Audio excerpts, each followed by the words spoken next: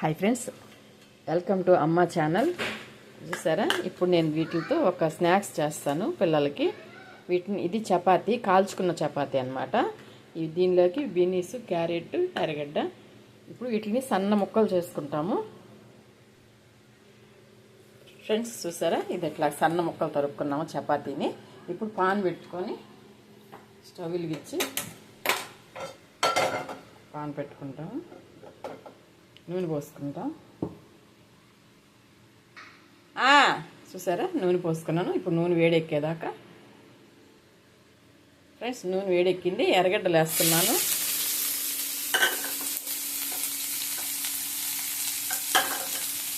చూసారా, అలాగే దీనిలో పచ్చిమిరపకాయ,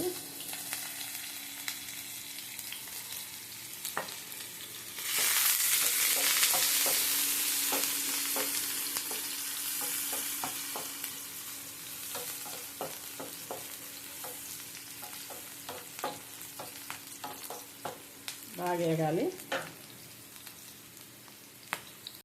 ఫ్రెండ్స్ వేగిపోయింది. ఇప్పుడు ఇదో క్యారెట్, బీనీస్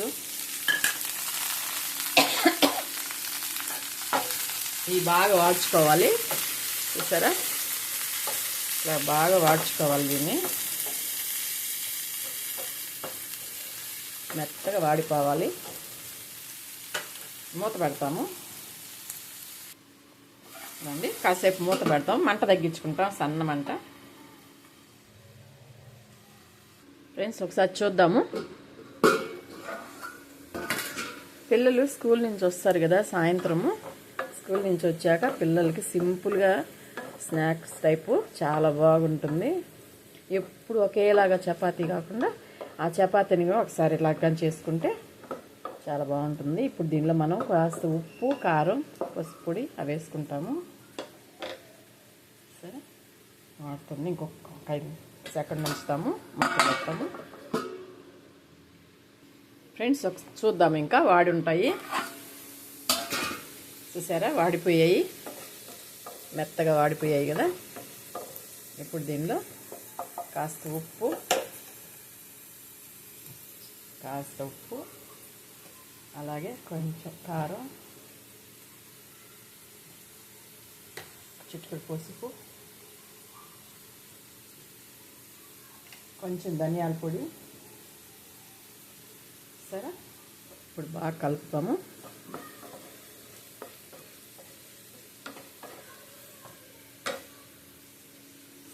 బాగా కలిపేసుకొని ఇప్పుడు చపాతీలు దీనిలో వేసేస్తాము. ఇప్పుడు మనం ముక్కలు చేసి పెట్టుకున్నాం కదా, అవి కూడా దీనిలో వేసేసుకోవాలి.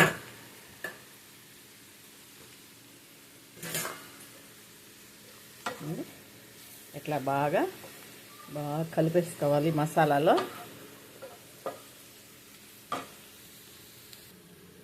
ఫ్రెండ్స్ చూసారా, అయిపోయింది. ఇక దించుకుంటాము. ఉప్పు చూద్దాం ఒక్కసారి. సరిపోయిందండి, ఇంకేం పడలేదు. ఇంక దింపేసుకుంటాం. స్టవ్ ఆపేస్తున్నాను. చూసారా, వేడిగా చపాతీ స్నాక్స్ అయిపోయింది. ఎప్పుడు చపాతీ లాకుండా పిల్లలకి ఇలాగిస్తే చాలా బాగా తినేస్తారు. చూస్తున్నారు కదా, బౌల్లో తీసుకుంటాం. ఫ్రెండ్స్ ఇదో చూసారా, అయిపోయింది స్నాక్స్ పిల్లలకి చపాతీతో. చాలా బాగుంటుంది. ఎవరైనా ఇలా చేసుకొని తిన్న వాళ్ళు ఉంటే కామెంట్ చేయండి ఎలా ఉండేది. అలాగే చేసుకొని వాళ్ళు ఉంటే కూడా ఖచ్చితంగా చేసుకొని తిని చూసి కామెంట్ రూపంలో తెలియజేయండి మీ అభిప్రాయాన్ని. వీడియో మీకు నచ్చినట్టయితే లైక్ చేయండి, షేర్ చేయండి, సబ్స్క్రైబ్ చేయండి. ఉంటాను. చాలా బాగుంది టేస్ట్. చూస్తున్నారు కదా,